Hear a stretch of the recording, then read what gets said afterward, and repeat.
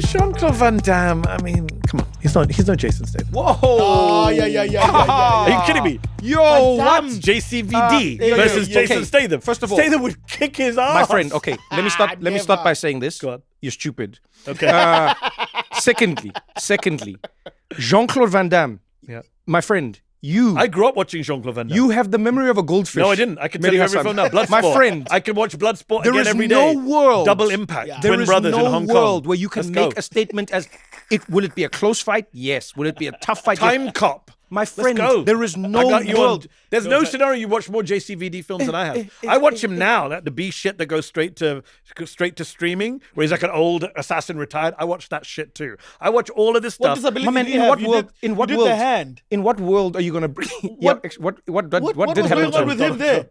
Like, I don't know. Oh, he's doing a gun. Like he has a gun now He's doing a gun. because he can't do splits and kick anymore No, because he's fucking old. you said he's old and you did this Yeah, with then your he did hands. that. And I don't you know what thought that you was. meant like, Arthritis and I don't know what what that does he is. But have? Jason Carpal tunnel Statham syndrome. what would world? kick his ass. in No what way. world? Are you talking? you think Are you this- serious? You think this Belgian dancer is going to take out You think the this British? beekeeper You think this fucking British diver? transporter? You think this He's the British diver transporter. is gonna beat kickboxer? With cheesy lines What like, are you talking "Dubai about? Yo, what are you or not talking about? Dubai?" This guy's not You're serious, insane. bruh. Do you know Tong Po? My man, you're playing games, you. Have you seen Universal Soldier? My man, I've watched all of I these. Are think the only movies we had in South Africa. I think Dolph Lundgren would have kicked Jean-Claude Van Damme's. Where is yeah, he but that's now? a tough one. But that's a Yeah, tough. but- That's So why. I'll give you Lundgren, Yeah, but I'm saying that. but I won't give you Van Damme.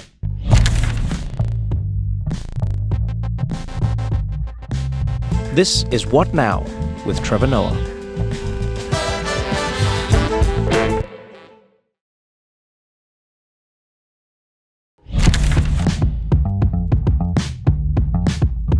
What's the language rules on this show? You speak the language you speak. Okay, How many languages do you speak? 1.5. What's the half? Urdu. Oh, okay. All right. We are known as the Urdu swearing podcast. I don't know. I don't worry. You were when you did your famous India Pakistan dodgy accent. That was on every Indian WhatsApp group I was on. Got that clip. Don't worry. I remember it well. What was it? You did like a Bollywood in the middle. You did like a Oh Bollywood. yeah. It was in the middle of Yo, the war. man, I What did you do? got flamed for that. He did like in the middle of the war. They went. He did like a Bollywood breakout of the soldiers. He like mocked Indian Pakistani soldiers doing. No. Bollywood. Yeah, I it was. didn't mock them. Mehdi. What was it? I can't remember. It's Come a on, long time. My Mehdi. brain is You mush. are the man of facts. Not Mehdi. anymore. I can't You're the remember man. anything. I have early onset dementia. By the way, I have a hard out 4:25, my friend, because I got to do catch a it. train or my wife will kill me. Let's do it, man. She's already Let's do upset it. with me. Let's not make her more upset. Oh man, why is she upset with you? Because I'm always traveling. Oh. So I said, I'll be home tonight 8 o'clock. Did So I you- got to make the 5 o'clock train. Did you think you would work less or more when you started your own thing? I thought I would work more, not this much more. It's Well- insanely more. Yeah, and I will say congratulations on Thank all of you your very success, much. Mehdi I Hasan. appreciate it. Same to you. Does it feel like freedom or does it feel like a different kind of burden? No, freedom. Yeah. Always freedom. I love the Did freedom. you ever see this for yourself? Have we started? Yeah. What do you mean? I love this is the weirdest podcast I've ever done. Yeah, that's what I'm talking I was about. like, what's going on here? This guy- You just lulled me into it. What do you mean? What if I said something outrageous that I wasn't supposed to say? What if I wanted to say some shit? Like, say no some one shit? So wait. Let me understand this. So you No, do- not you now. don't. Now I'm all buttoned up. Nah, I'm you ready to see go. now. You What see would you now. like to talk about on the No, media you front, see Trevor now. Noah? You see now, Mehdi. You shouldn't have admitted that we were on. Now we must cut the cameras and then go back to the previous Mehdi Hasan. That's not what we're doing here. Okay. That's literally not what we're doing What here. we doing? What we doing? No, we're doing. I'm a free man. You see, so be free. I'm free from corporate slavery, servitude, domination. I get to say whatever I want. I get to do whatever I want. I don't have to look over my shoulder. It is liberating. What do you think you couldn't say before that you can't say now? Lots of things. I can say whatever I want. I Yeah, can but say, what couldn't you say before? Do you remember a specific thing where you were like, "Oh, damn, I couldn't say this before"? Oh, I think, well, if you know anything about corporate media, and you do because you worked in it as well, you know that it doesn't come down as a set of rules. It comes down as kind of, maybe you shouldn't say this or Suggestions. that. So, I mean, there are obviously rules. Yeah, I went yeah. to NBC News, which has a very strong standards department, which I respect. Oh, I'm no, that's glad. different. Standards is different. Standards different. Yeah, But then there's also, things like, you're not supposed to swear. That's obviously, Yeah, certain but I mean, things. that I can understand. And I understand that too. But obviously, if you look at, for example, the New York Times, Yeah. Intercept got hold of a memo at the early days of the genocide, where they were saying, don't say occupation, don't say apartheid, don't say genocide. This was their guidance to reporters. Like that kind of bullshit. When I set up Zeteo in 2024, the first thing I said was, I get to say the G word, the F word, and the R word. Genocide, fascism, and racism, which corporate media runs away from. They do. You can't call Donald Trump a racist. You don't know what's in his heart.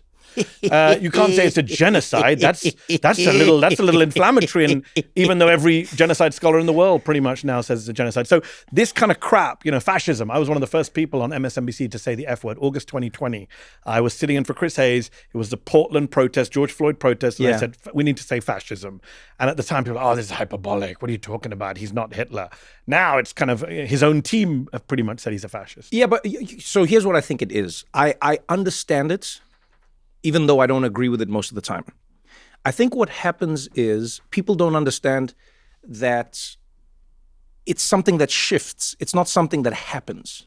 Does this make sense? No. Fascism or any of the... So everyone thinks that fascism happens overnight. Yeah. Everyone thinks that even things like, take it out of politics, being broke or being an alcoholic or people think those things just happen overnight, but it's not. It's the one thing that leads to the next thing. It's the second drink, the third drink, the fifth drink, 2 nights a week, 3 nights a week, 4 nights a week. So when you say it on night 2 of the person drinking, alcoholic, people are like, nah, Mehdi, come on, man. We don't use that word because that's hyperbolic. Yes, but the problem is by the time you are using, by the time everyone agrees on the word, Yes. Too late. it's too late. 100%. That's the issue. 100%. So Tell I that get, to the Palestinians. Yeah. Now it's like, the majority of genocide scholars say it's a genocide. Every human rights group says it's a genocide. Yeah, but prominent Israelis say it's a genocide. And it's like, okay, but now 100,000 people are dead. Netanyahu says he wants to take over all of Gaza, etc., etc. Yes. We're in a very different place. Same with the fascism. by the time everyone agrees, it's too late. Well, Fundamentally. in 2019, I wrote a piece. I was writing for The Intercept at the time. I wrote a piece in, I think, March or April of 2019. And I said, if Donald Trump loses the next election, he will not accept the result and there will be riots. And people said, you don't know what they're talking about. You're a fucking Brit. You don't know anything about America. Secret Service will march him out. That's not how it works. Of course, he can't try and stay on. And then we saw what happened with the election denial on January 6th. And now it's like everyone's like, oh, well, maybe he'll stay on in 2028. And like, now everyone gets it. When it's too late, he's back for a second term. He's crushing his opposition. Now it's like, oh, yeah, maybe he's a fascist. Maybe he doesn't respect election results. Maybe he wants to be a dictator. I just realized that you're a Brit. I don't know why I didn't think of that I'm before. British American now. At the time, I was a Brit. Yeah, yes. but what I'm saying is I don't even think of you as a Brit. Why? I think you are... Does my accent not give me away? No, I just think of you as Mehdi. Okay. Unique nationality in the world. No, okay, let me explain. Stop being a hater, Mehdi. I'm trying to explain something to you here. This guy's he's trying to fight me here, and I'm not trying to fight here. You get what I'm saying, Eugene? Yeah. You know, sometimes somebody becomes so ubiquitous that you don't think of them as I was being... thinking about innocuous. Ubiquitous is not good. No, what I mean is this, is like someone starts to occupy a space just as themselves, and you don't think of them as being from somewhere, or because I mean this as a compliment, by the way. I just think of you as Mehdi Hasan now. From the internet. Yeah, just from the zeitgeist. That's what some people say. Yeah. But from the zeitgeist, I do think of you as the, like when you said now a Brit, I was like, oh, damn. Yeah. Where are you from in the UK? North London. Huh. 12 years ago I left. Are you a football fan? I am. Who's your team? Liverpool. Why didn't we start there, Mehdi? Because I grew up in the 1980s where every brown Muslim supported Liverpool. Why? Oh, glory hunting. It was the end of a great era. The funny thing is I started supporting Liverpool when they stopped winning everything. Or they stopped winning when you started supporting them. Exactly. But I still a supporter if you're not supporting them. So I said this to Piers Morgan recently, where he insisted on his show that I congratulate him on Arsenal winning the Premiership. And I said, I'm used to Liverpool not doing well. Liverpool winning things was an aberration for me. My daughter's a Liverpool fan, much bigger fan than I am, watches every game. I don't even have time to watch football anymore because of my life. But I'm used to it. She's got to enjoy Premier League victories and world-class. But I lived through the 90s where it was very difficult period where Man United were winning everything. So you jumped on a bandwagon and the bandwagon stopped. Worst time. Every brown person did. Sadiq Khan, the mayor of London. Yeah. He's a Liverpool fan. Oh, wow. So this is how it came to... I wonder if this is how Ryan jumped on. Ryan, is this how you jumped on? He won't Ryan is respond white. now. Why would he jump on when the brown people were jumping Ryan in? is white. The brown people always... That's so great Ryan that makes we his own chili oil. What are you talking about? That's so great that we could We should start building an image of this Ryan guy and who he is. Well, if he's white, he probably joined at the right time. We're brown people come late to everything, right? So Desi people from the subcontinent, we're late. We're famously late. So I come along in like 1990 and it's like, yeah, it's John Barnes at the end of his career, Ian Rush retiring, Ronnie Rosenthal, Israeli super sub. Wonder what would happen to him today. But, you know, this was a period where Muslims loved Liverpool, and we still do. But some of us, you know, and my daughter's lucky, as I say, but this season not so lucky. Yeah. But I mean, Liverpool, we were still the champions until recently. Is the thing I always, you know, have to be reminded of. Arsenal won, Eugene. Why do you want me to say it? Wait, what did they win? You know what, Eugene? You know what, ne? The Ashes. You know what, Eugene? You know what? You know, that's the mocking people's pain, Eugene. That's the problem with this this the lowest podcast, form of humor, Hasan. Eugene. I'm not allowed to dig in and get into the facts and get the merits of the story. I am interested, and I'm representing a huge demographic of brown people that want to join. You've never said brown people in your Ever life. in my you life. just heard him say brown Ever. people, and now you're saying brown people. Like I'm not black This today, guy's I'm never brown. said brown. He's never said brown people in his entire life. This guy's Glad out to have here. added to your vocabulary. This guy's out here gaslighting. But why are you like this every time we speak about soccer? I want to understand. Called football. No, he wants to prog. You know what's funny is soccer came from. It's football. Yeah, but the word soccer didn't come from America though. Where did No, it it come didn't. from? Association football. Yes, but soccer didn't come. It's funny how we like punish Americans Yes. for saying soccer, but they didn't say soccer. They were taught the word soccer by Europeans. True. And then Europeans flipped it and were like, no, football. You dicks. Stop saying football. It's soccer. It's Yeah, it's what? not soccer. It's football. Then Americans are Although like, but who Zoran told us? Mamdani calls it football. So I respect him even more than I already respected him. He calls it football. He doesn't call it soccer. What do you think of Zoran? I'm a fan. I'm an admirer. What are you a fan of? I'm a fan of the fact that he won an election that people thought he couldn't win. Yeah. He won it by sticking to his guns. He didn't roll over. He was a politician who basically ran from the left but didn't run from the right. And I think we live in an age where Democrats, anytime they get attacked, they immediately defensive crouch, defensive posture, try and meet you in the middle, try and compromise. He didn't do it. He said, these are my policies. This is what I'm running on. I interviewed him in December 2024, right, at Zeteo. He was at less than 1% in the polls. I told him this later. It was a pity interview. They were like, there's a Muslim guy running from Queens. He's a socialist. I was like, let's get him on. Let's give him a platform. That day I was interviewing Hassan Minhaj. And I remember being like, Hassan Minhaj was coming into the studio. So I was like, we got to get this other guy out quickly. I remember, I just vividly, like, Zoran Mamdani, yeah, we'll do that first. And then Hassan's coming. And I had no idea at the time. And I told him this later, bluntly to his face. I've said this to him. Like, I thought I was doing you a favor. Who knew this guy would be a global sensation? And I kind of, in that first interview is when he said, if Benjamin Netanyahu comes to New York, I'll have him arrested. I remember that. People went nuts at the time. Well, they didn't go nuts at the time because he was a nobody. Yeah. But when he became big, that quote came back. It came back. It came back to the point where in the White House, Netanyahu's meeting Trump and a reporter says, Zoran Mamdani says he'll arrest you. And Netanyahu's like, well, Trump will come with me to protect me in New York.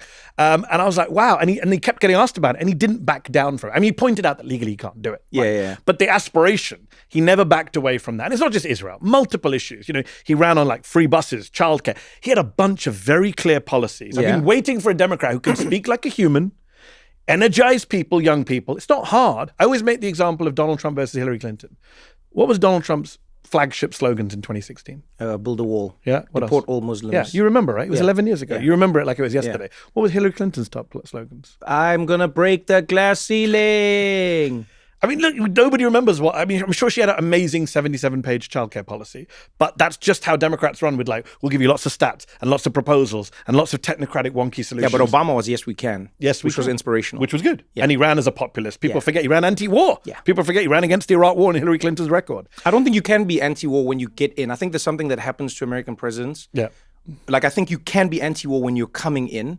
And then I think when you get inside there, someone says something to you or something happens and then they're like, hey, bro, you got to do this thing, man.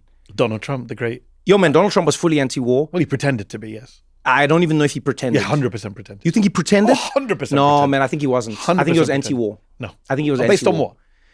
Just because of everything he said. He was fully anti-war. Wow, There was because no, he said there he was was no, anti-war? there was no point where he was like, I'm for this thing. Who cares? It's fucking Donald Trump. No, I but can't listen- believe your evidence for No, Donald Trump is no. he Mehdi, said so. Mehdi, listen. You see, here's where we're going to have a disagreement. Yes, please. You're making it seem like the man does not exist anywhere doing anything and has no opinion about anything. I'm saying there are some things I believe that he believed. And I think not going to war. I genuinely think that Even man, though in his first term, he did lots of war. he did not, that man. Yeah. Do you remember when he launched like one missile? This was crazy. Where he launched like, I think it was like one missile towards Syria or in that So region. I was eating chocolate cake and it was great. you. That's what he said at the time. And I then thought you were eating I chocolate thought you were cake. eating chocolate. I was like, damn, you know I where you probably were. was. I eat a lot of chocolate cake. So a good bet that night I was eating chocolate cake with chocolate ice cream. and then But he was found eating out, chocolate and then he cake. found out how much each missile cost.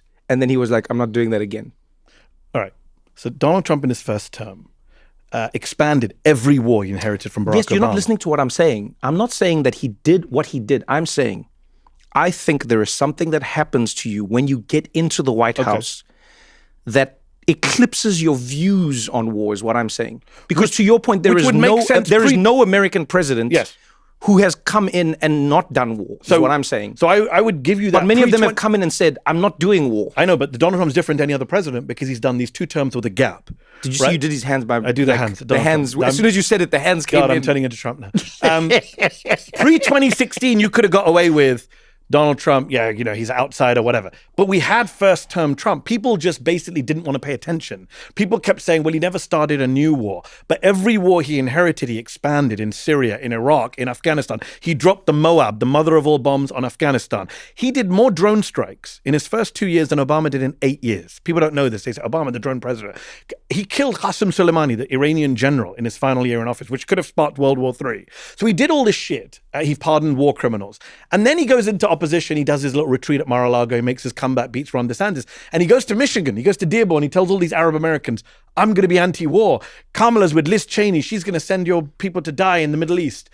And that people believed. And that was bullshit, is what I'm saying. That period where he pretended to be pre-war. Then he comes in, does he bombed 7 countries in 2024. Right. He started 2025 by going after Venezuela. And I'm still saying. And he did Iran. On Christmas Day, he did Nigeria. We didn't even pay attention to that. And I'm still saying, in fact, that just proves my point. Go on. When you're outside the White House, you're like, war's not good. When you go inside there, maybe it's like asbestos or something in the walls.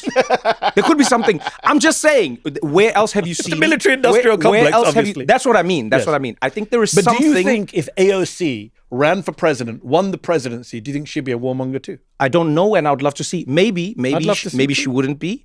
I have a belief that women don't go to war as much as men do. I think that women don't think of it as a solution the same way that men do. I mean, Hillary Clinton had a very hawkish record. As president, Okay. we must talk about as president. Do you get what I'm saying? So I'm just saying, I don't think so. We haven't had a woman president, so we can't test that. You see, that's why we need to have one. we had female prime ministers. As in I the say UK. when I'm ordering extra food from a restaurant, you must do it for science. Okay.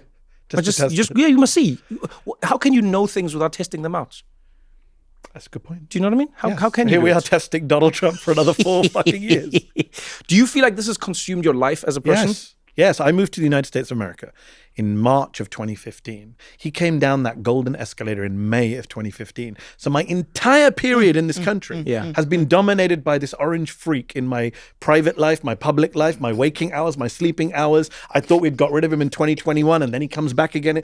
I just can't get away from him. But literally, what I'm saying is, I'm a Muslim, I'm an immigrant, I'm a journalist. Every aspect of my identity is intertwined with oh his yeah, it's hate fully. target. It's there's no part of you that can escape. No, I it just in a switch way. off and have a holiday and I won't think about him. Or I'll hang out with my kids, but my kids are Muslim American kids who have to grow up in this country with Trump as president. What moved you to the US? A couple of things. One is just journalism opportunities. Greater here, I thought. And secondly is my wife is American and a happy wife is a happy life. Oh, nice. Okay. So where did you guys meet? We met in California.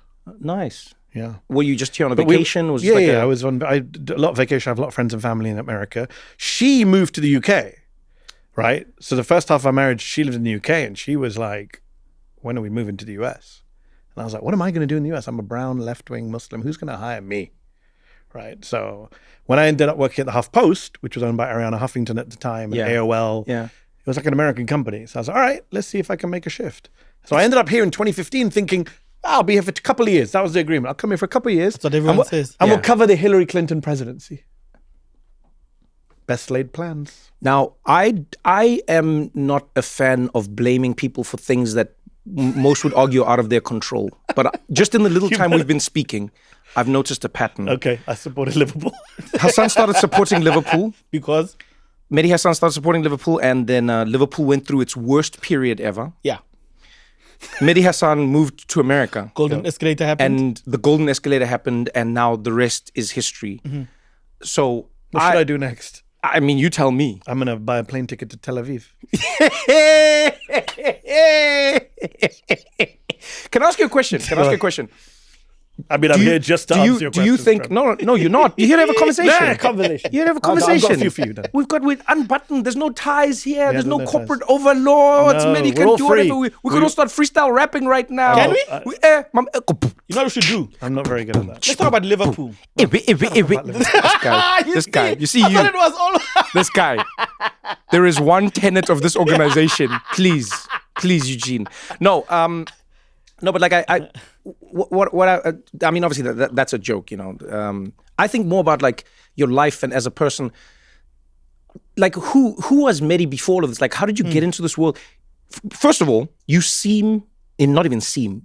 are fully, like you fit fully into this position. I can't imagine you not doing what you do. No, can I? You're passionate, you're well informed, you see when you tell me I don't take time off from this, I believe you. I don't go like, nah, this guy's just saying that. I'm like, no, this guy, you sleep it, you drink it, you think it, you know what I mean? Yeah. It's a problem. Was that always you? No. When did that become you? It's a good question. I guess with the Trump phenomenon, Trump is sui generis. Like him taking over my life, I don't think any other politician. No, could. but I mean, when I was in the like UK, I don't think there was a single. I covered UK politics for a living. When I lived in the UK. Let's go back. How did you get into that?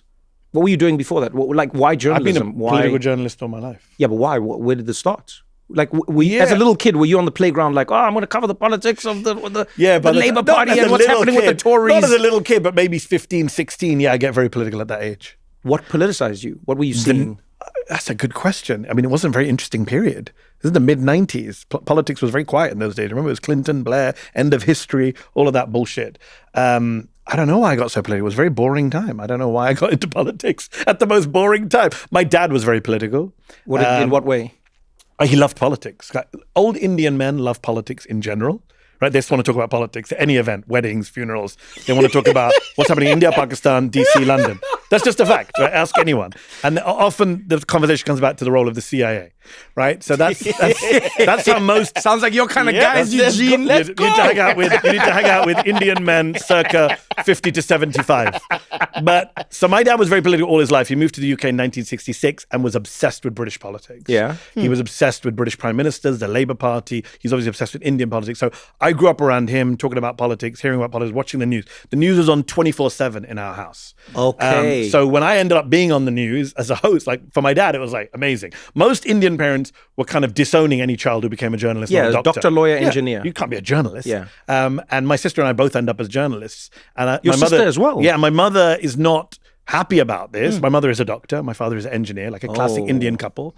And my mother to this day is like, stop talking about Trump. Why don't you go be a lawyer or do something different? If you want to argue, make something of yourself? Why don't you make something of yourself? Why don't you be a lawyer? If you want to argue, be a lawyer. That's what she used to say to me. When I say used to say to me, like yesterday morning. So she hasn't given up. But my father was very proud of the fact that I was a journalist doing journalism, politics. He loved it. Even he passed away last year, but even to his, man. Thank you. Even to his last days, anytime we spoke, he'd be like, "Are they really going to run Joe Biden again? Really?" So you basically found yourself in his like.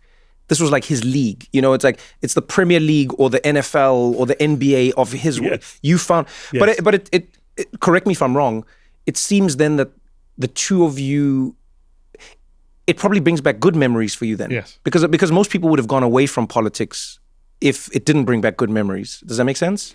Yeah, no, but it was a great bonding moment. But that's what I'm not. Like, we didn't talk about Liverpool. My dad wasn't a football fan. That's what I'm saying. But we that's talked about. Well, anytime he'd call me, he'd be like, "Oh, I watched this video you did. I'm not sure I agree with what you said there about Trump or whatever it is." Yeah. So that was always an interest. Even till the very end, that was what he wanted to talk about. He was very upset. Anytime I'd visit him, he always had the news on 24/7. So you'd be like, "Oh, you know, this happened. This happened. Do you know what's happening?" He was super informed because he just read the Guardian all day, watched Channel 4 News in the UK and CNN or whatever it is, Indian news. So that's in the household. That's there around me. And then generally, I wrote about this in a book I wrote about debating, which is I grew up in a house where we were encouraged to debate and argue and question and dispute. Like my dad, and I talk about this in the book, in the late 1980s, Salman Rushdie publishes the Satanic Verses, right? Muslims go crazy. It's a blasphemous book. It's insulting the Prophet, which it did.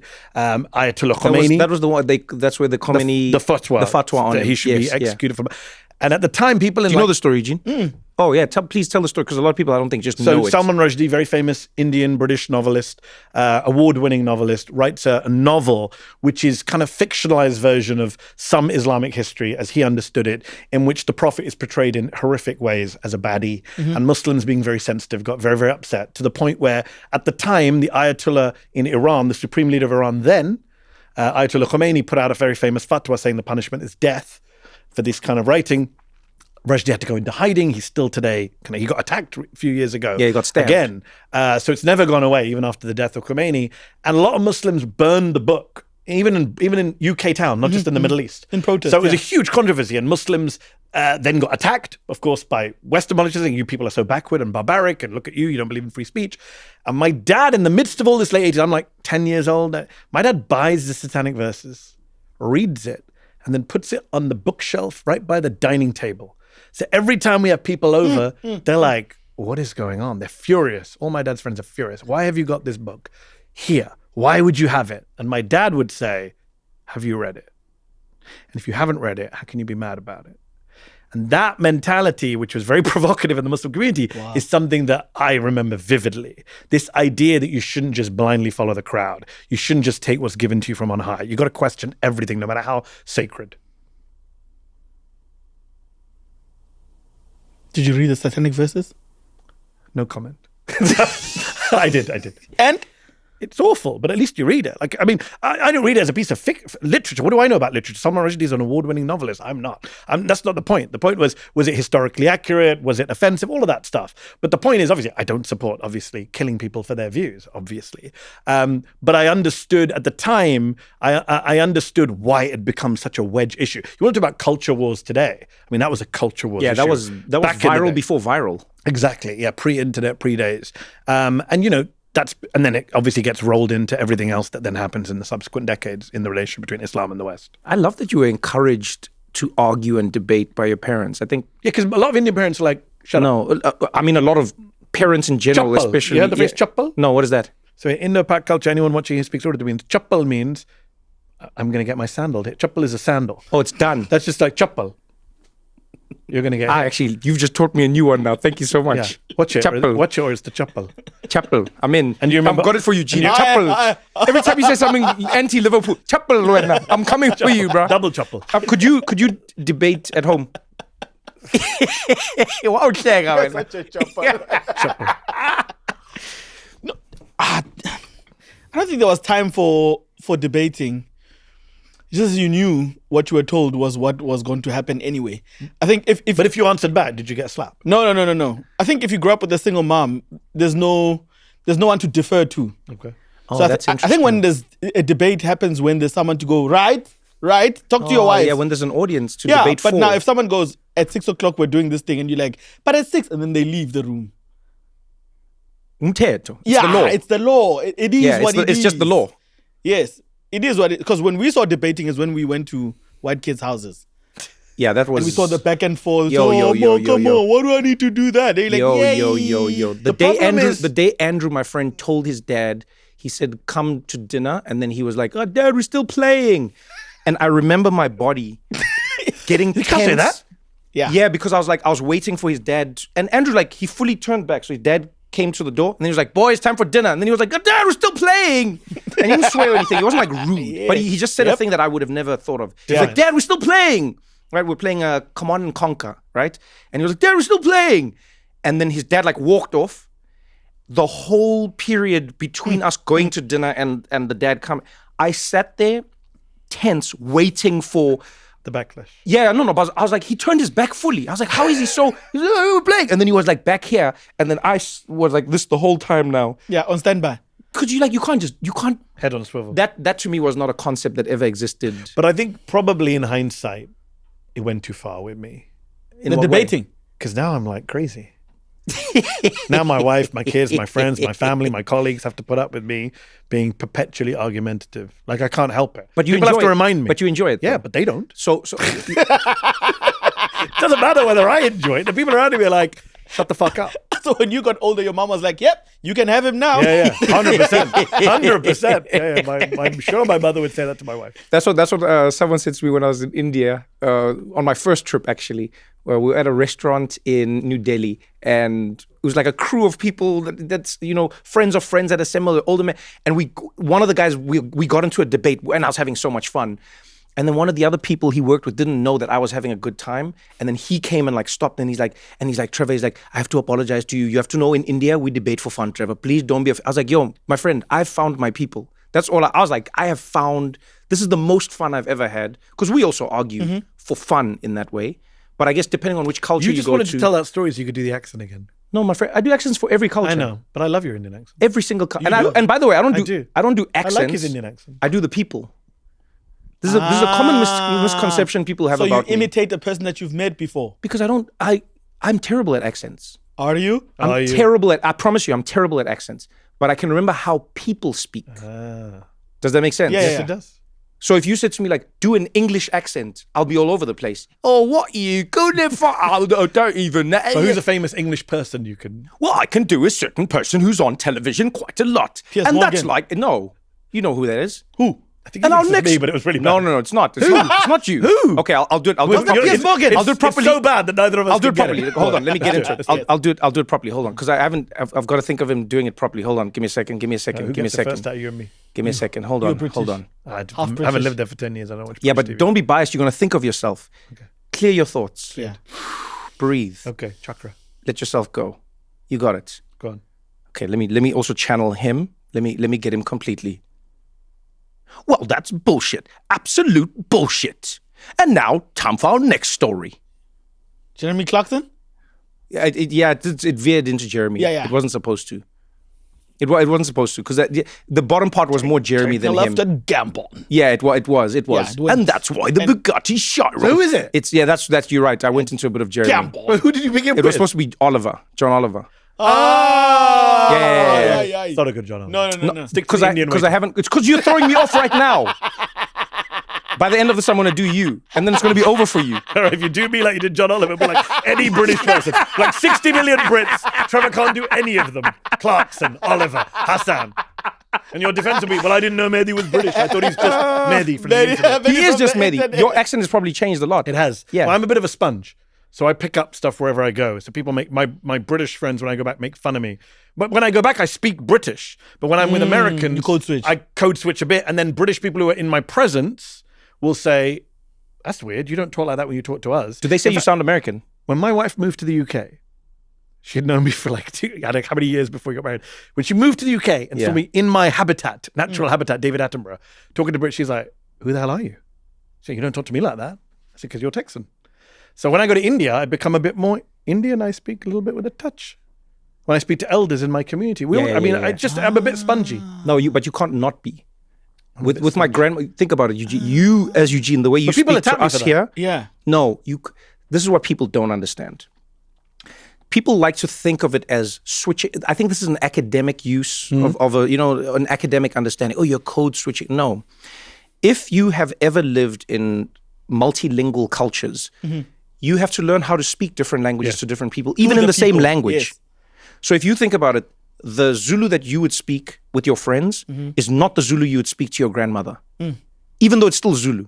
Well, The way you would say the words, the way you would your I wouldn't put inferences, certain your words, yeah. accent, even your tone has to change completely. So what I'm saying is sometimes people take for granted that anyone who's grown up in a world where there are multiple languages learns how to speak the language of the people they're speaking to. Yeah.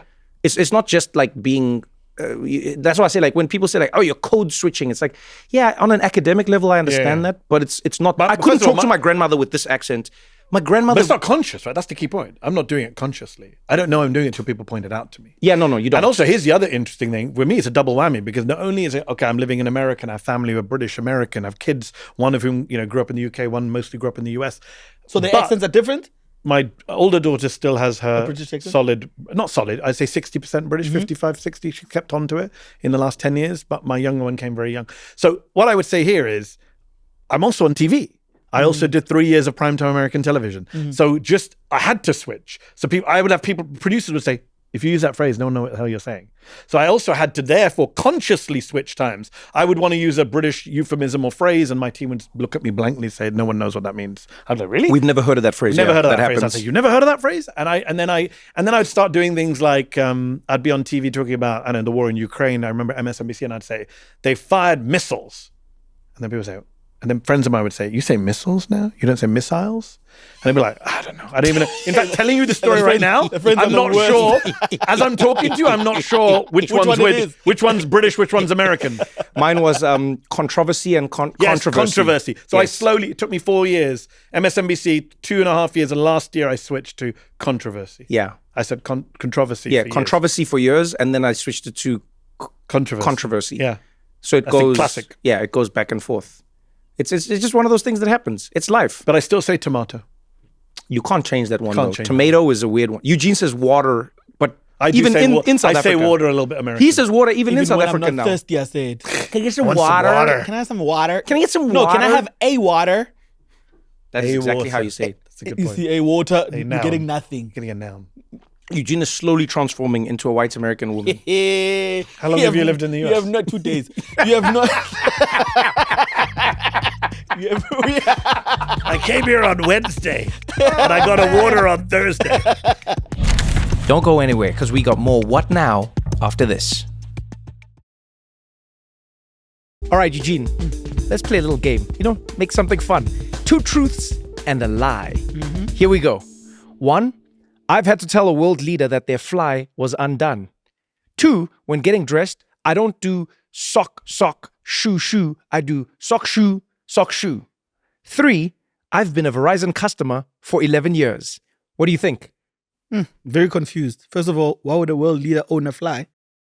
Because those things just come uninvited. Secondly, lying to your friends is not cool. There's never been a game. No, Eugene, a fly is for, like, the zip is what... And then it's not a lie. It's a game where I'm trying... It's like I give you information. Okay, I lied. All 3 are true, Eugene. And in case you were thinking, Verizon isn't as expensive as you think. In fact, if you bring in your AT&T or T-Mobile bill, they'll give you a better deal. And the reason I've been with them for this long is just because I travel so much. I need a network that's reliable. That's right, a better deal on the best network with the most ways to save on plans, streaming, and phone deals. Take your AT&T or T-Mobile bill to your local Verizon store today, get your better deal, and start saving for real. Based on Root Metrics' best overall mobile network performance, US second half 2025, all rights reserved. You must provide recent consumer mobile bill in the name of the person redeeming the deal. Additional terms, conditions, and restrictions apply. So, do you understand how 2 truths, and do you understand it now? I understand that you didn't have to lie first before telling me that Verizon is the best. No, I wasn't lying. Eugene, it's not a lie. I wouldn't lie to you. It's a game.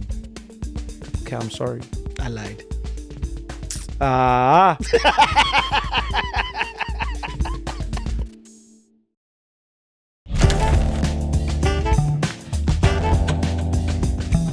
Let me ask you a question. Is there ever a part of you that worries about being left and like having an opinion and then also saying that you're in the news?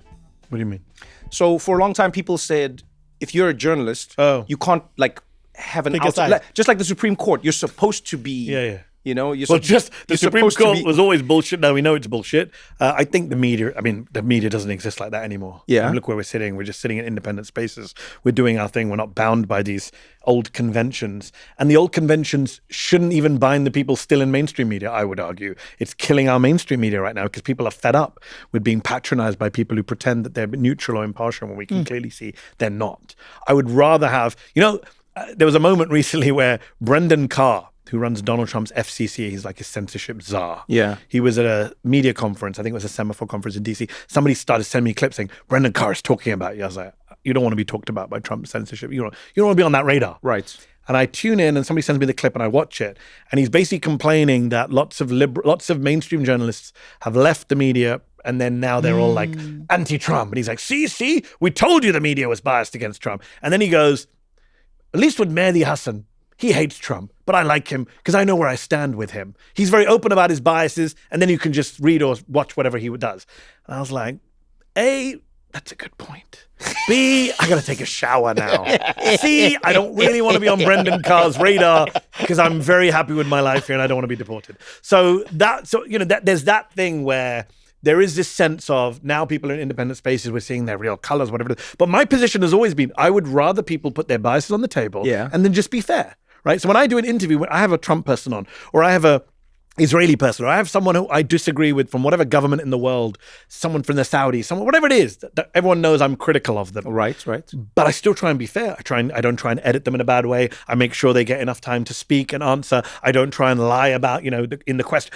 That for me is more important. That for me is fairness, not this fake left, right, pick a point in the middle and say, I'm impartial. That bullshit's got to go. No one accepts that anymore. It was never real to begin with. It's now become very apparent that there is no kind of fake impartial. The view from nowhere they teach you at journalism schools. You're outside the in fray. the UK, that was like a big one. I think it's even bigger in the US, to be honest. No, US journalism schools, no ways, Mehdi, no ways. Maybe the BBC, yes. Okay, the BBC. That's what I mean. Okay, the BBC. But the US journalism schools just churn out people saying stuff like this, and I think it's got to end now. Okay, got it. And, the BBC, America and Britain have this role reversal, right? So in the UK, we have very, very impartial media, very, very heavily regulated. We don't take a position. We're not tabloid. We're not sensationalist. And then you have all these really tabloidy newspapers, really, really outspoken, provocative, The Sun and The Mail and all of that stuff. Yeah, that's true. And in the US, it's the reverse. You have all these crazy cable channels, opinionated outspoken firebrands on cable and on TV. And then you have like really state New York Times, the Washington Post, very boring headlines, we must keep our impartiality. So it's a weird reversal. But I feel like this world is more, it's, I could be wrong, but I feel like it suits you more. Like you strike me as like a Wild West kind of guy. Yeah, it was weird that I ended up at MSNBC, to be honest. When I was at Al Jazeera, where I was before, and I also wrote for The Intercept, people would say to me, because I'd lived in the US for a few years, I'd gone viral a lot. I turned up on The Daily Show with your good self, I remember. And people were saying to me at the time, oh, it's only a matter of time till CNN or MSNBC hire you. And I was like, don't be silly, why would they hire me? Yeah. I don't fit that persona. I don't do what the other hosts do. They're never going to hire someone like me. And then I was wrong, to be fair. MSNBC, Phil Griffin, who was president at the time, did come and offer me a job. And I had 3.5 very successful, fun years there, running my mouth. So in that sense... Running my mouth. Is that a Britishism? No, I just liked it. I just like that you said that, running my mouth. That's what I do. I run my mouth. That's all I do in life. It's like no other skills in life. That's not true, man. That's not true. You're an informer. For the police. I knew there was something. Something weird. You know this guy, ne? Wait, nah? When I think I couldn't one thing love a you journalist anymore. never does. Just when I thought I couldn't love you Just anymore. never reveals their sources. Yeah, you can't run your mouth when it's your Journalism sources. 101. No, but you do. No, but this is what I mean. I think you are like many British people. You'll try and dampen your achievements or what you do. Like British people are very quick to be like, I don't. Then you're like, but you're the King of England. No, please, I just wear a crown sometimes. You know what I mean? That's true. Americans are much more. Yeah, no, you do like you do a shit ton of research. I don't think I know many more people who just know stats off the top of their head the way you do. Like did you I'm old study now, like so I this? forget a Did few. you? No. I mean, when you say study like this, No, I mean, what do you like mean by this? when you were a kid. When you were a Because- kid, did you remember everything in school? Were you Yes, able I had to? a very good memory. Yeah, you can recall Not information. anymore. Now I'm old and grey, but my daughter has a very good memory. Has inherited that. Yeah. When I was young, yes, I had a very good memory. I could remember, put things on a table. I could remember it, names, places. Yeah. Even today, I still remember obscure. Like my wife will make fun of me that I will forget kids' birthdays, but I'll remember when the 6-Day War was in 1967. Damn. So that kind of random stuff is still in here. I have too much shit in here. You know, Sherlock Holmes is like the mind palace. You must clear things out. Like I don't clear shit out. So that's why I'm now in a situation where I can't remember like friends' names and stuff, but I can tell you, which You should president name was your assassinated friends. Yeah, in you should then name your friends after like major Rutherford tragedies. Hayes. Yeah, name your friends after tragedies in history, and then you'll never forget them. And then just tell them it's like your nickname. No, for them. but look, I also now do have to do a lot of prep. So I told you, I mentioned I wrote this book, and there's a chapter in the book on preparation. I do try and make it clear, especially to young people, because they ask me this question, especially budding journalists, like, how do you do what you do? Like, I don't wing it. People think you wing things. I don't think you win anything. This one I'm winging because I walked into this conversation with no prep. Normally I'd be like, that's the way. what's Trevor going to ask me? That's and I'll the be way. ready. And I walked no into this one ready. blind. There's no I ready didn't even know at you were all. going to be here. That's how we surprise you. Yeah. I didn't even know when we started. Bam! Here we That's go. what we're doing. Yeah, so Mehdi you Hasan got me. caught Ambushed. off guard. Ambushed. So normally I That's prep what we're a going to lot. put you. Mehdi Hasan, ambush. And we're going to play that clip for us. I didn't even know what you guys were going to ask me. I can't believe you guys said this shit about Who me. are you? Yeah, You look different from when we were on the Daily Show. Where did the hair come from? What are you talking about? You had a suit. What are you? There was a very different conversation. We talked about Pete Buttigieg. I remember that. We had a conversation. It was a presidential debate, live debate. Damn, you really have an insane memory. I mean, I was the guest. Why would you remember? You had like 1,000 No, guests. but that's not the point. You have. But like, I do remember what we talked about. Yes. But that's my point. You 'Cause have it an was political. insane. Do you remember politics for some reason. Do you have a Just tough bizarre. time forgiving people in life? Yes. Well, I forgive, but I don't forget. Yeah, but that's part of forgiving, I think. No, I can't. do it. Forgetting. I can't. Do Yeah, it. part No of. way. No. I'll tell you why. Okay, you tell me why you don't think so. Look, if I forgive you, I don't have to forget what you I'm did. not saying have to. Yeah, but I'm saying you said it's part of it. I argue. My belief is when you I forgive didn't somebody, forget what you did. I'm saying when An you hour ago, when yes. you forgive somebody, Is? in my opinion, Yeah. to your point, the part of your brain that is holding on to the memory Yeah. lets go. In my opinion, this is only my opinion. I'm not a neuroscientist. No, that's a good point. This is not medical So if- advice. This wait. is not anything.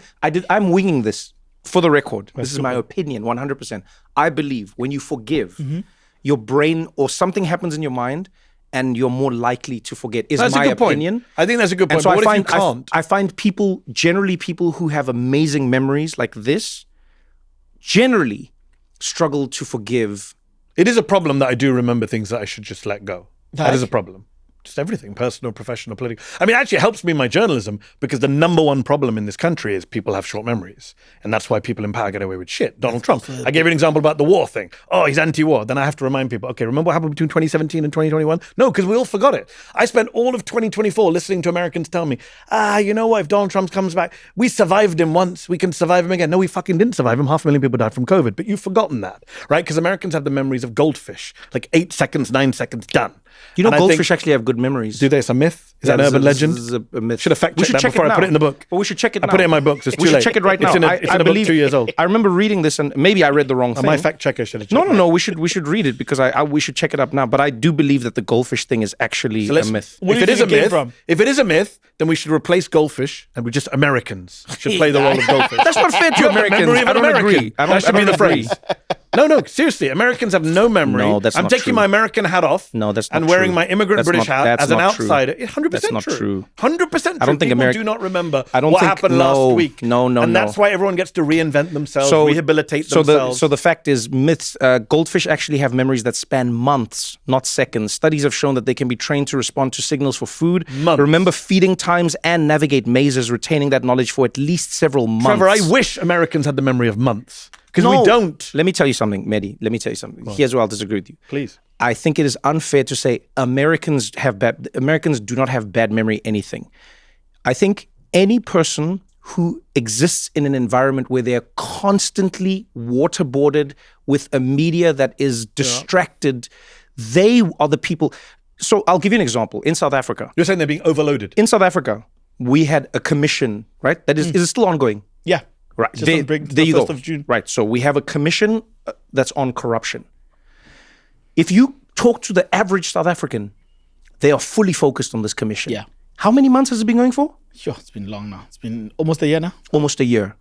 There's no South African who's forgotten about it. Yeah. There's no South African who doesn't talk about it. It is fully in the zeitgeist. Yeah. But I argue because the South African media has given it that it is on television every single day that they're on. It's on YouTube. The clips go out on YouTube. The clips go out on TikTok. People are seeing it. So all I'm saying is, I'm not quick to say Americans have a bad memory. I've watched the news in America. I've seen a story that is breaking on a Monday, and by Wednesday they've moved on. And I'm like, how have you moved on? That's a fair point about, especially the Trump era, where the strategy is, right, what's the phrase? To flood the zone with shit. Yes, right? exactly. That's the deliberate strategy Yes, of Steve exactly. Bannon. put it. Americans didn't forget about Bill Clinton when that happened. The Monica Lewinsky, But then the Americans before didn't Trump- forget. before Americans Trump, we- didn't forget, Mehdi. No, Mehdi. We did. That's No, why. Mehdi, no, that's why these Mehdi. people. That's why look at George Bush's approval ratings. They're really good right now. You know that? George Bush's approval rating is good right now. Yes, but it's why? not- no. He left office as the most unpopular president. He should be sitting in The Hague facing war crimes charges. He was, until Trump came along, he was the worst president of our lifetimes. But over time, Americans forgive and forget. They forgive and then they forget, like you want them to. No. Look at right now with Iran. Why do they hate us? Why do they hate us? Because we remember shit. We don't remember we shot down their plane. We deposed their government. We supported Saddam Hussein's invasion. We don't have any memories of anything we did. We're bad at history. We're bad at remembering. So I'm going to respond to you, but then I also have a question for you. So the first thing I will say is that, again, is not people forgetting, in my opinion. I don't think anyone forgot what George Bush did. I think because of recency bias and because of the way people perceive things that happen in time, George Bush now, for the average American, seems like a much better option than what they're experiencing at this moment in time. A, because they're not experiencing it right now. And B, because George Bush, I would argue, was doing worse things to the world than he was doing to Americans. So the average American, for the most part, was experiencing less of Bush's badness than the world was, right? So that's what I think was happening. The question though that I have for you for this is, when did you start saying we for what America was doing? That's a great question. That's a really good question. Because I noticed you said we invaded them, we bombed them. I don't know the answer to that question. Sometimes, and you notice what I said before I said, Americans have bad memories. And then I immediately clocked myself and said, let me put my British hat on, take my American hat off, because I have multiple identities. So when I talk about bad American memories, I'm talking as an immigrant outsider, right? But then sometimes I'm an American insider. Now that bothers Republicans. You know, the new phrase du jour is deport and denaturalize. They say it about the mayor of New York. They say it about Ilhan Omar. They say it about me. Multiple Republican members of Congress have called for me to be deported. They say, we're going to send you back to the UK, which makes me laugh. Because growing up, I was told to go back to India. Sending you back to India. Now it's like, I'm going to send you back to the UK. Ooh, that's a real scary insult. You can send me back to London, are you? Oh, not to London. Not there. So, I mean, you got to hand it to the racists. They've gone up in the world. But that is the crap I get now. And because they don't accept me as a real American. Naturalized Americans are not real Americans, apparently, unless you're Melania Trump. So that is a good question. I don't know when I started saying we. I wonder if my MSNBC team know, because I became a citizen in October 2020, a month before the 2020 election, just in time to vote against Trump. And I don't know. It's a good question. I was very happy to be a citizen because I want to have skin in the game. I don't want to be just an outsider, just pundit running my mouth like a Piers Morgan when he was here. Shots fired. Obviously, I have American kids and I have dual national kids. I have an American wife. And I live here. My future is here. I'm just asking. I'm not saying to you, but just to people who wonder, like, why does he live here if he doesn't like it so much? No, I love it. I love it here. I don't like American foreign policy. I don't like Donald Trump. But I love the United States of America. I've said that clearly. I spoke at a No Kings rally, right? Two interesting things about that. I spoke at a No Kings protest. Number one, I spoke behind bulletproof glass. First time in my life. That's the world we live in now after Charlie Kirk. It's really strange, by the way. I love the organizers, spent a lot of money on the bulletproof glass, but it was only at the front. There was nothing on the sides, which I felt was a little bit of an inadequacy when there were people all around the stage. Anyways, that was weird, being behind bulletproof glass for the first time. I've spoken hundreds of speeches in my life. First time behind bulletproof glass. Did it make you give your speech differently? Like, did you move a little bit more? I didn't have the same rapport. The audience felt distant. Apart from the people on the sides who could shoot me at any time. And then number two, my mother watched it because it went viral and someone sent it to her. From the side? She watched it from England. And she called me and she goes, okay, I noticed you said, I love America. I want to save my country. She goes, when did you start talking like that? Before you tried? And I was like, shit. Because my mum's not a fan of the fact that I became an American. She wanted me to stay British. Oh, she wanted you to stay British? She's. But where was your mum born? I was born in India. What a beautiful irony. Yeah. Which is exactly the point I made to her. I said, you became an immigrant, moved to another country. Why can't I? Nah. I think she's just anti-American. But what do you love so much about America, though? Many things. Tell me. I'm here for it. All right. I love America. Eugene loves America. So he's just asking you to validate You've only him. been here 2 days as well. Hey, best 2 days of my life. What do I love about America? I love the sheer space. Yeah. I love the fact that it's a big country. I love that flying to California is like flying to London. I love that. I love that there's a country, continent.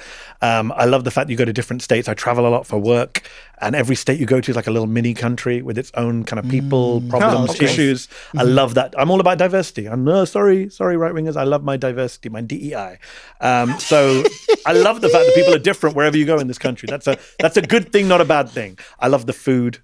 I'm a foodie. I love junk food. I love American junk food and fast food. I'm not a snob.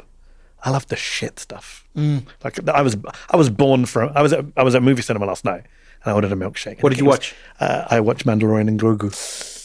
Is it good? Are you a Star Wars fan? Yeah, I isn't? love Lots the of people Mandalorian. aren't Star Wars fans. No. Okay. No. Then then I would be careful. Then I would say that If you're not a Star Wars fan, you probably won't love it. No. This is why I'm careful. So sometimes when people say, "Are you a fan of something?" they just mean, "Do you like it?" In fact, in general, Are you into he it? means Do you think about it? No. He So means on May the 4th. do I say, "May the 4th be with you"? Yes. Yes, but not as like I have to. Or I just mock like the that people TV. have said I that. love No. To answer your question, I love the TV show. Yes. It's hard to convert TV shows into movies. Yes. So So for me, it's it a didn't movie? work as it's a movie. Yeah, they made it it was it's- doing no, very I'm saying well. doesn't It was suck. doing well at the box It office. doesn't suck. It's good, but it's not great, and it could have been better. But I love the show, and I love Pedro Pascal, so I went to watch it. But I ordered a milkshake, Yeah. and it came. It's I love it. There were moments I was like, I love America. Did it come in the Grogu cup? No, it didn't. But it came in a fucking huge cup. And I was like, this is what I love. Well, first time I went back to England when I realized I'm an American. I went back to England. I was doing my show for Al Jazeera. I went to a cafe across from the filming. I ordered a brownie. And this tiny little piece of shit came on the plate. And I was like, what is this? I was like, oh, I'm in England. And that's when I was like, I'm American. What about the generally sunny disposition? Do you find No, that I don't like. you don't like that? No, that I'm very you, British. do you still have American hat off, British hat on. okay. I don't want to talk to you unnecessarily. I want to keep my head down. I'm the guy on the tube in the UK. You mind your own business. You keep your head down. You don't engage. New York is a little bit like that as well. not giving people directions? New Yorkers No are unnecessary chit chat. Here's No, a- have a nice day. Here's the thing people get wrong about New Yorkers, though. New Yorkers mind their own business, right? And because it's a fast pace, people be like, New Yorkers are not friendly. I don't agree with that. I just think New Yorkers understand that everyone's trying to get somewhere and go somewhere. So you can't be just stopping everyone. Hey, how you doing? How's your life? You're interrupting people's lives. But if you want to see how good New Yorkers are, do something wrong, and they will very quickly correct you and help you.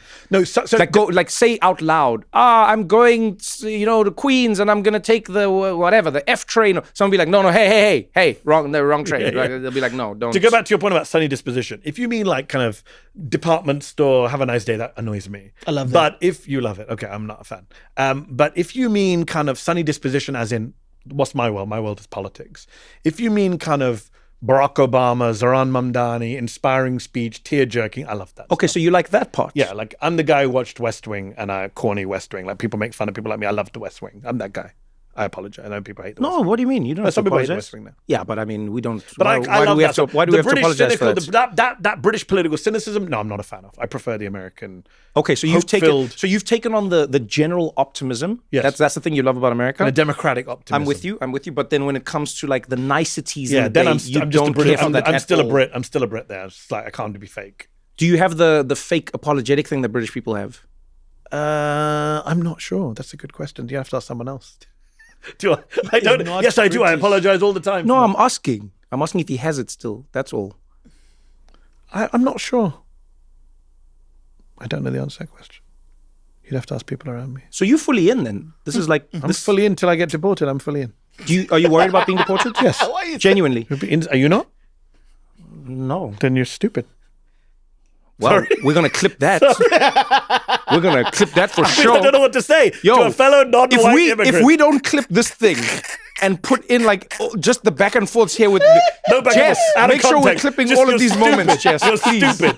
No. Look, Well, then you're stupid. I apologize. And we must just like gang. I No, apologize. no. It was a sore spot. No, for no, me. no. Mehdi. Non-white people Mehdi. who do not take the threat of Trump seriously, I think, have issues. Mehdi, do not apologize. You're I making just my proved day. my point. You're I just did a British apology. Yeah, you do. Okay, so you do have that thing. So I'm very sorry for.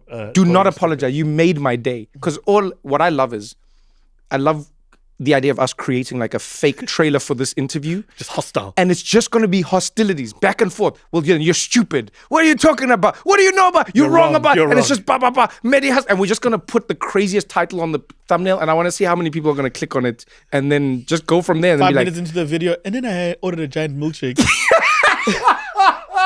Geopolitics at its best. do you think? Yes, I am worried about being deported. Yes, it would be So insane not to be. Okay, so I take this person seriously. Remember, I'm the guy in 2019 Yes. who said, take it seriously. Yeah. Trump will stay on. Yeah, Because yeah, don't be yeah. silly. He just says this shit. Oh no! I've always taken him literally and no. seriously. So maybe this is a semantic misunderstanding that we're having. You asked me if I'm worried. You're not saying if I took it seriously or not. I think there's a difference for me. Okay, explain. So there are things that I do not care to worry about as a person for you take myself. seriously. But I take it seriously. Got it. Okay. So do I think there's a chance that they'll take away my ability to live in the US and kick me out? Yeah. I'm like, yeah, this is very possible. Okay, then you're not stupid. Yeah, but I go, do I worry about it? I can't worry about it. For me as Trevor. Oh, then in that sense, I don't cannot worry about it. Yeah, then I don't I'm worry like, about it. I don't, guys. if I worried about it, I wouldn't be doing what I do. I wouldn't be here in New York. Okay, then then we're saying the same thing. I would have gone and Yes. become a lawyer like my mother asked me to. Yes. And my mother says, stop talking about Trump, keep your head down. And I'm like, okay. And then I go do Jubilee. And then I'm like, oh, I didn't keep my head down. Yeah, I actually care, and I don't say this like just to say it. I actually care more about the people who have to worry about it. That's what I care more about. So like families being broken up, Yes. people who've built their lives 100%. here. You've got multi-generation. 100%. This is their only chance. 100%. That's more the thing that I go, man. And maybe a not so popular opinion, I worry for the United States. Agreed. Because I think any, like if we've had this conversation, we talk about the replacement population or rate of replacement in China or in Germany or in Japan, places where they're seeing what happens when you're not having enough children being born or enough immigration. But it's just you. Your country cannot replace the population at a high enough rate to sustain your economy's growth. And there's almost no country that has done that without immigration. It's very difficult to do without immigration because this is a weird thing that No, happens. Elon Musk says you can do it by having lots of kids, and he's trying to show us the way. By the way, what was it like talking to his Ashley. Didn't you interview Ashley Sinclair, baby mama. his Mehdi, you really don't have a boss anymore. I don't think I've ever heard a journalist say baby mama in my life, bro. She's With that accent. No, but the Baby way he said mama? it, baby mama. What did you make of that? As a Brit, I'll say I apologize to Ashley Sinclair if she took any offense from that. But she seems cool now. I mean, look, people ask me, Yeah, do you that's trust what I her mean. journey? That's what I mean. You said she seems cool now. But I'm a cynic. Yes, so you are. I said this to Ashley when she was on the show, with the greatest respect. I've dealt with too many people who I've left Trump world and I've converted, and then they haven't really converted, or they're just out there for the grift, or, you look at Michael Cohen, conned a lot of people. People at MSNBC when I was there loved Michael Cohen. He'd be on the show every day, and then suddenly he's back in the Trump fold or whatever. So I think a lot of these people I'm very skeptical of, like, who come very late to the party. Although, to be fair, she said she had no regrets. I mean, I asked her straight up, do you regret being fooled by Elon Musk? She goes, no, I got a kid out of it. She goes, I have my child, thankfully, so I would never do anything differently. But she talked about how he impressed her, and I don't understand how anyone. I find him to be one of the most repulsive, loathsome, charisma-free, humor-free people on the planet. I get it; he's the richest man in the world, so that has a certain appeal. But I confused when I talked to her about why she ended up with him. What were you hoping to get out of that interview? I wanted to know how much they paid her. They offered to pay her. She talked about she said on the show, she said they offered me an amount the size of a GDP of a small country to not speak, and she didn't sign it to keep her freedom to speak out. And she's been speaking out a lot. She's been in a lot of places. She was on Jennifer Welch's podcast. She was with Hassan Baker. She was on my show. Now this is what's interesting to me. What does she say is the reason that she flipped her views on the world? I asked her that question. I think she said it was being exposed to people she had not been exposed to, waking up to the grift on her side. She told some great stories about being in like WhatsApp and text groups with like Trump kids and MAGA influencers are all just getting the marching orders. Some of them are just getting money for what they're doing. You can cameo these guys, like the equivalent of a few $100. You can get a MAGA influencer to say whatever you want them to say. We live in a world where you click online, you do not know if the person posting on Twitter, Instagram, Threads is posting because they believe that or someone's paid them. And that applies on both sides of the divide, by the way. You saw recently Tom Steyer, the guy running for governor of California, billionaire, was paying liberal influencers to say nice things about him. I didn't see that, actually. So it's the world we live in now.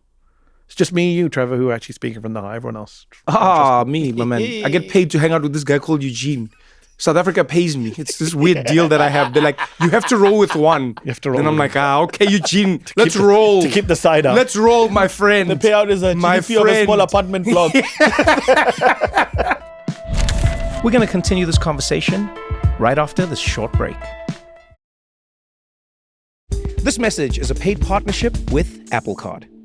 Imagine this. You're at a checkout counter. You're ready to pay when you realize you don't have your wallet. Dun, dun, dun! You could drive all the way back home and you could get it, but you remember that you have your Apple Card on your iPhone. So you can tap to pay with Apple Pay. Imagine that. No need to carry a wallet. But one of the things I do like about having my card on my phone is we live in a world where you lose your card and then you don't know where it is. And then you're like, what do I do? Well, if your phone is connected to your card and your card is connected to your phone, you know what's going on. The best thing about having the Apple Card connected to your phone is you know what every transaction is. Like sometimes you're like, what did I spend this month? The Apple Card will show you. 1 month, I had spent an obscene amount of money ordering videos online. Just videos. They were just videos. What kind of videos? That's not the point. Sure. The point is, I knew that I didn't want to order those videos anymore because I'd spent too much money on it. It was videos on how to not spend money online. I felt like I'd been duped. Point is, Apple showed me what I was spending my money on, and I was able to change my spending habits, and you can do it too. I earn up to 3% daily cash back on every purchase with my Apple Card. That's unlimited daily cash back no matter where I shop. What a refreshing change of pace. Apply for Apple Card in the Wallet app on your iPhone. Subject to credit approval, Apple Card issued by Goldman Sachs Bank USA, Salt Lake City branch. Terms and more at applecard.com.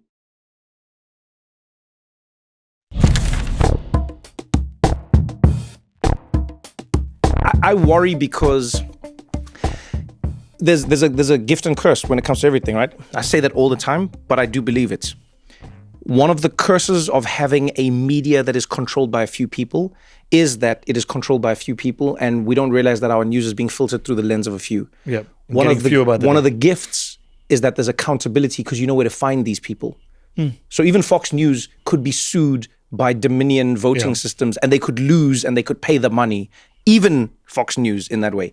But now with the internet the way it is, Anonymous rando. you can run an entire campaign that lies to people. And the thing that I don't mean And this you never like, find the source of it. Yeah, I don't mean this like in a political way, like, disinformation. No. What I just mean is it can make human beings feel like their world is worse or better or different than it actually is. And it can make them create or vote for a world that is worse for themselves without realizing it. That's like the most pernicious side of it. Is Do you remember the Johnny Depp Amber Heard issue? Yeah, A lot of that was kind of online artificially boosted. Yeah. The recent, why am I forgetting the names? The recent big Hollywood row. I'm having a mind block. See, I'm old. I can remember recent wars. Hollywood row. Blake Lively. Oh, damn, look And at that. Blake Lively and Justin Baldoni. A lot of that, there was a New York Times piece about what people were doing behind the scenes to gen up, opposition to her. So you don't know what you can believe anymore. And a lot of people out there are just innocently living their lives, walking down the streets of Manhattan on their phones, not knowing that they're being manipulated and gaslit. Yeah, they're seeing a lot of people saying something, but they don't know that those aren't a lot of people. Those are basically paid actors. You know how they put in the bottom of an ad, even on TV? If you still watch TV, it'll say, not a real person, paid actor. They even in that world, they have to tell you, I know that I'm telling you to take this medication, Skyrizi, but I'm not a real person. By the way, you asked me what I love about America. I love pharmacy ads. They're hilarious. They're amazing. The drug ads are amazing. They're we don't have them phenomenal. in the UK. They're phenomenal. So when they read out the side effects, ne? Yeah. They cause diarrhea, memory loss, and there's the hair in your And they're eyeballs. smiling on screen as they say. My favorite is the fact that they say, ask your doctor about it. I'm like, if my doctor cannot tell me about the medication, I don't trust them. It's just weird that you're going to be like, ask your doctor about... Now I'm just walking and be like, so doctor, tell me about... I wonder how many doctors hate that, actually. I know. One You're of the doing side your- you're effects doing your is job. Death. Okay. Yeah. No, that one doesn't get me. You know what the worst one is for me? I understand that all medication can have a side effect, and I understand that they have to list this. What gets me is when the side effect is the thing that you were being treated for in the first place. That's the one that gets me. That is not a side effect. That's You understand what I'm saying? So if they say, do you suffer from constipation? Take this medication. It may cause drowsiness. It may cause suicidal thoughts. It may cause death. It may cause skin rashes. That's side effects. I understand this. I'm not even judging you. But when you go, side effects may include constipation. That's not a side effect. That's the thing not working.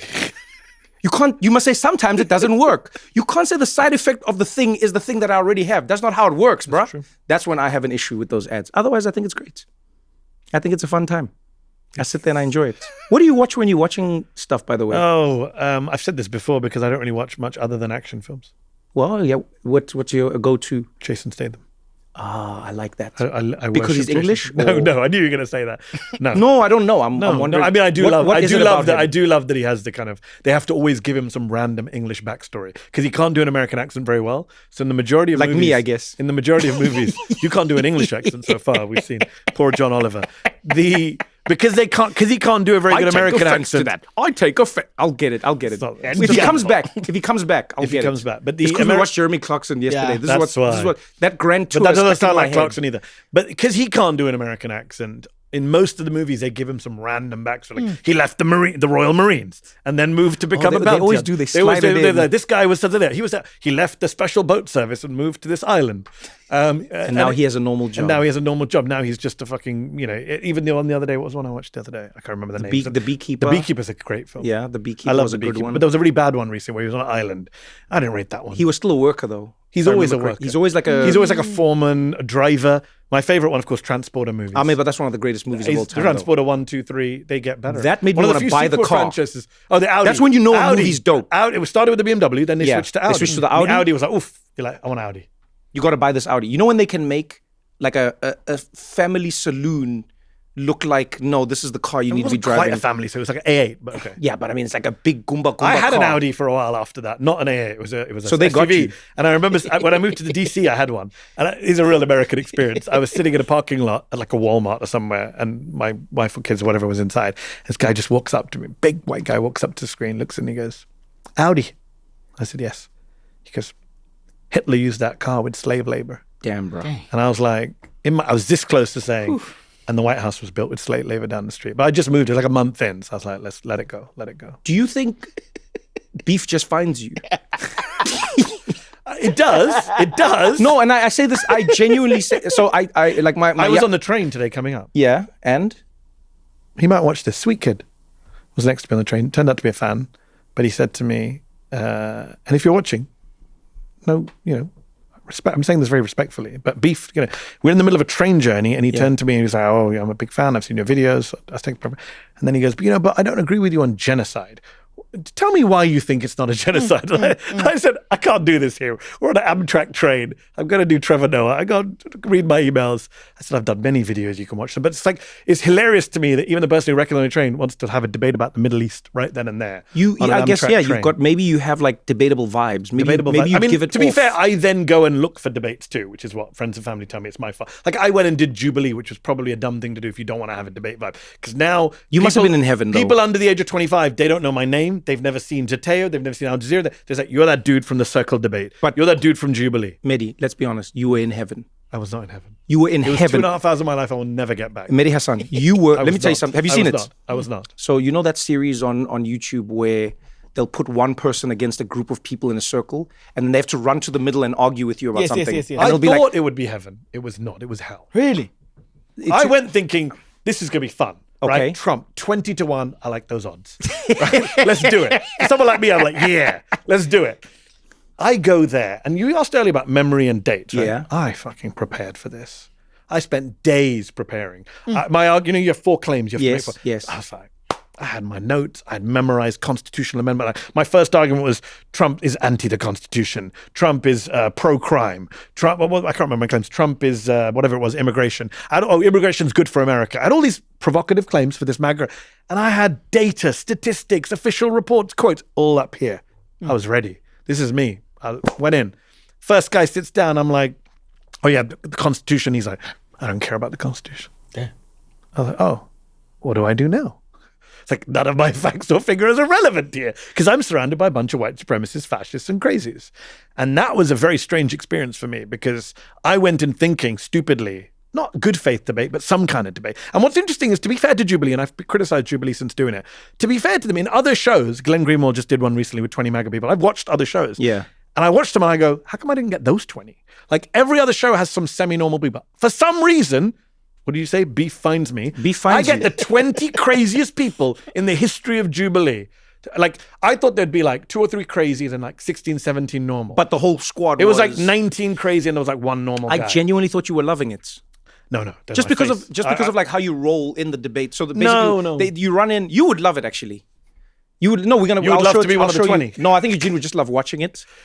Because it was 2.5 hours in a warehouse in LA with a bunch of white supremacists. And look, I want to make a serious point here. I do love debating, but this is going to sound very strange and cliched. I'm also a human being.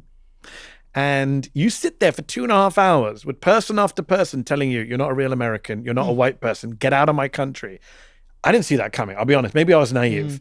Because I've watched other Jubilees and other hosts, other guests have not got that. Maybe those were white guys on the left who went on. Maybe because I'm a brown Muslim, it was worse for them.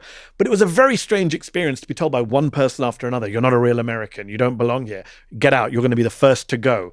Then discover after the show that some of these people are like linked to the Proud Boys and are Nazis online. It's like, oh, damn. I was sitting with some, and I took like 1 security guard with me afterwards. I was like, maybe I should take like 20 because afterwards you're feeling like that's a very strange situation to be in. That is not a debate. And a lot of people attacked me, a lot of people on the left, said, why did you do that? Because you gave the wrong message out. You're saying that people of color should have to sit there and listen to white supremacists say this shit to their faces. And I understood that and I respect that. I got criticized from both sides.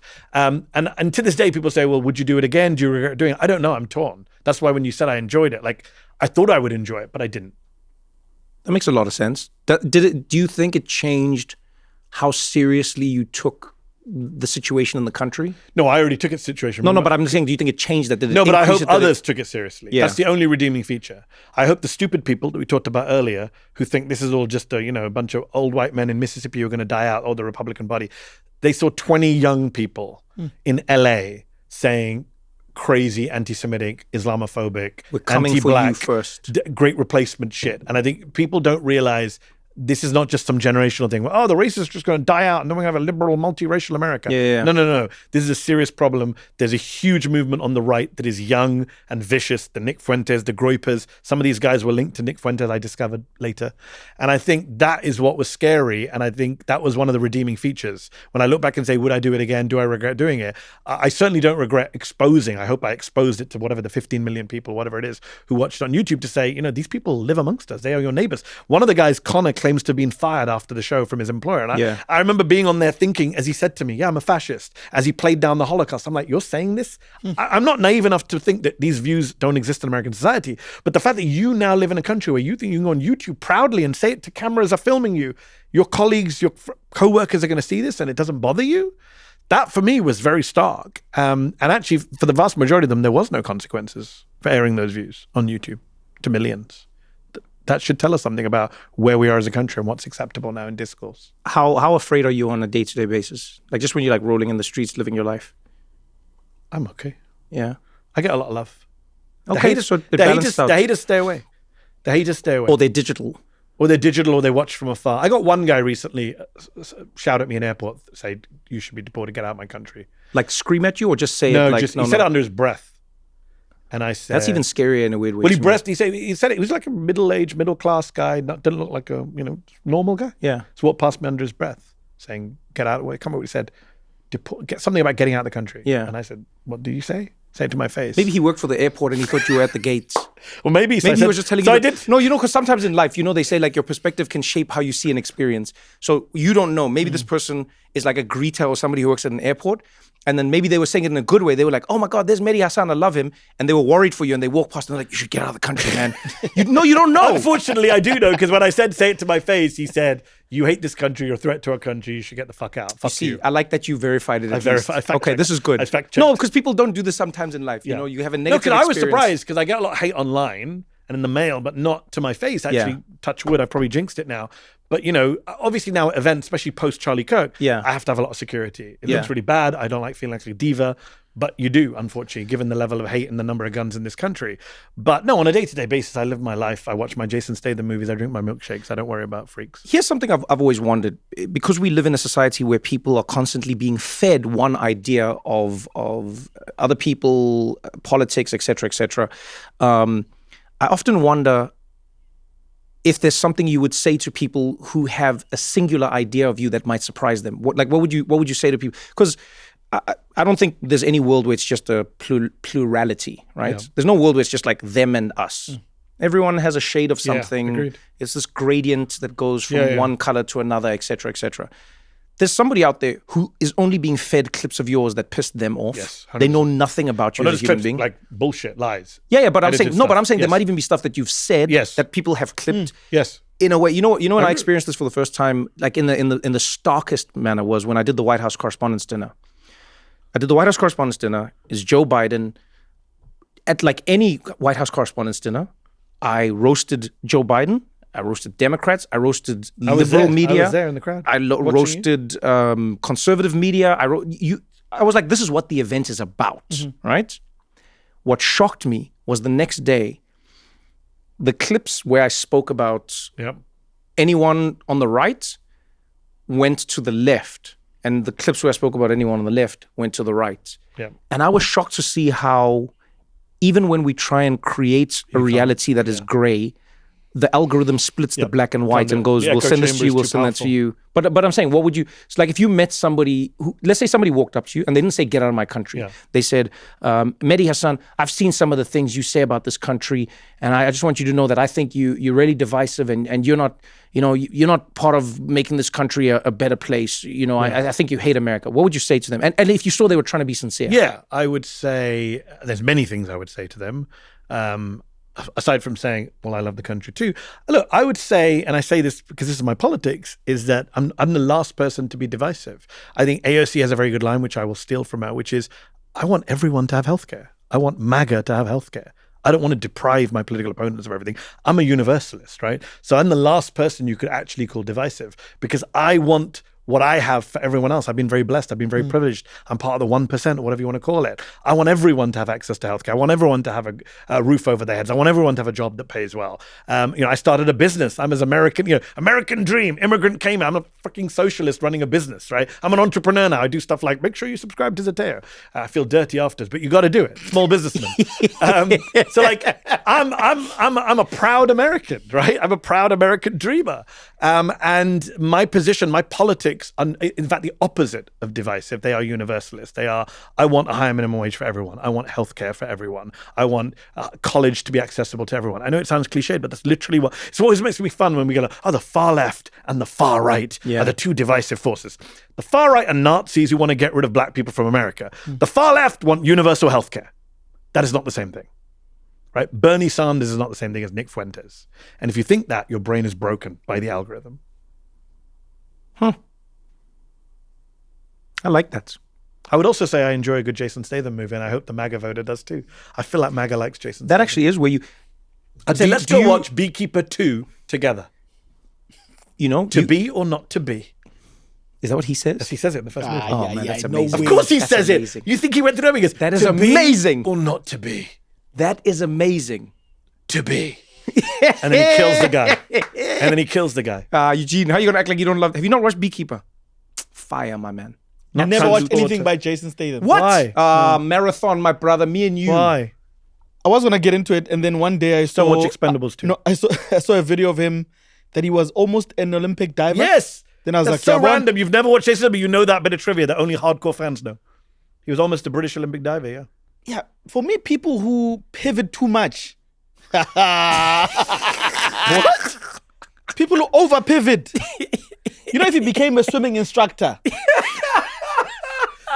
Well, his next movie, he's on a boat. I just watched the trailer last night. If he became a swimming instructor, I would have been like, yeah, that's within the realms. He went from diving to becoming a Hollywood actor. But he doesn't claim to be an actor, I don't think. No, of course he doesn't. I think he accepts he's not an He also actor. didn't claim to be a diver. Didn't Jean-Claude Van Damme also go from... Wasn't he like a dancer? And then he went something into... Yeah, he worked at his dad's gym. Jean-Claude and- Van Damme, I mean, come on. He's no Jason Statham. Whoa! Oh, yeah. Are you kidding me? Yo, Van what? Damme. JCVD versus yeah. Jason Okay, Statham. first of all- Statham would kick his ass. My friend, okay, let me start Never. by saying this. Go on. You're stupid. Okay.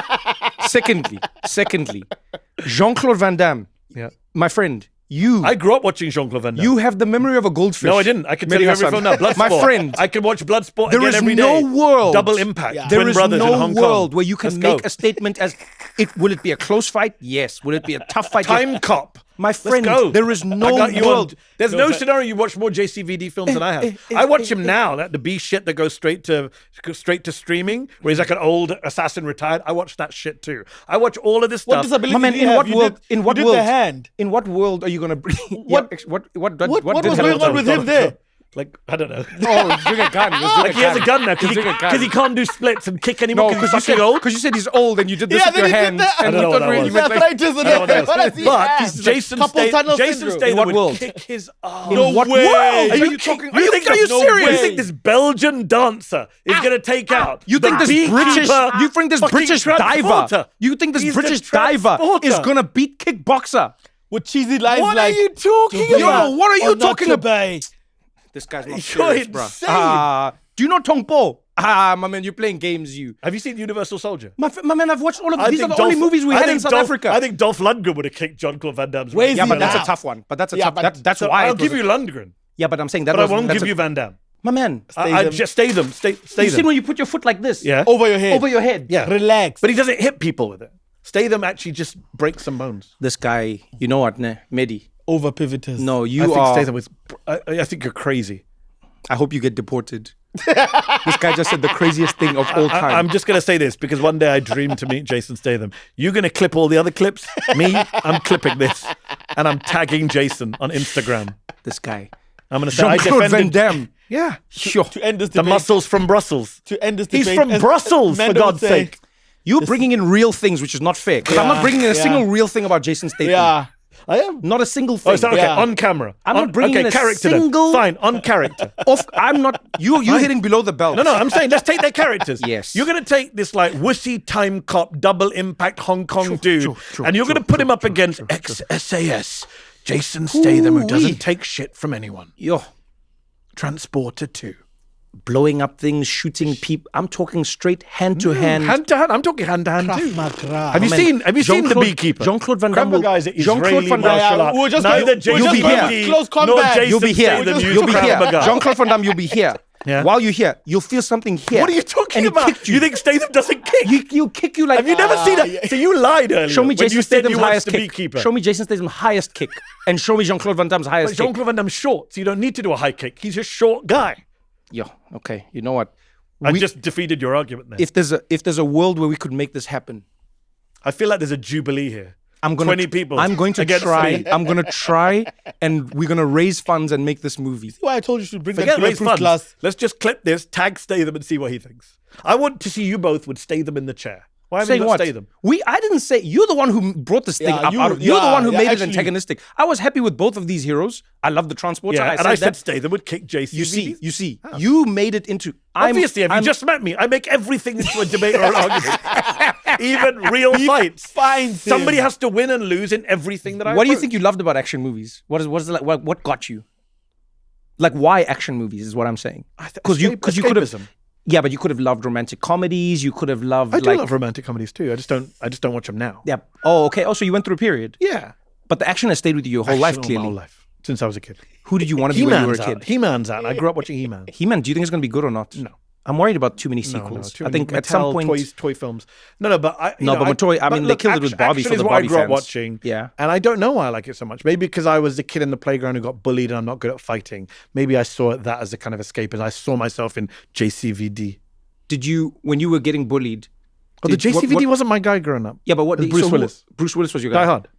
Die Hard was the film. Well, that's an interesting one for a kid. That's a. I don't know why I think that. How old was I? Die Hard. I was quite old. 13, 12. When was Die Hard? 89, 90. I want to say 88. When we got them was different to when they came out. That's so true. Yeah. That's so true. I remember the first time I didn't go to the cinema. I remember the first time I talked to an American about something that was current in my world in South Africa, and they were like, "That was from 10 years ago," and we were like, that just came out for us, bro. Came out for us. That literally just came out for us. So No, but I loved Arnie, obviously. I loved all those guys. They all turned out to be Republicans. Now I see everything politically. So I'm like, fuck. No, man, don't do that to yourself. Sly Stallone, Republican. No, Arnie, don't do- Republican. let me tell you Although something. Arnie's a good Republican. But let me tell you something, Mehdi. Mark Wahlberg. Mehdi, let me tell you something. If there's one thing I can hope to leave you with when you leave this podcast is, do not do that to yourself. Because here's the thing we take for granted. Because we live in a world where people have now been forced to live their politics first Yes. and their humanity second. We have now created a world where we no longer see humans anymore. Yes. We see the politics, Yes. and then we forget that there's a human.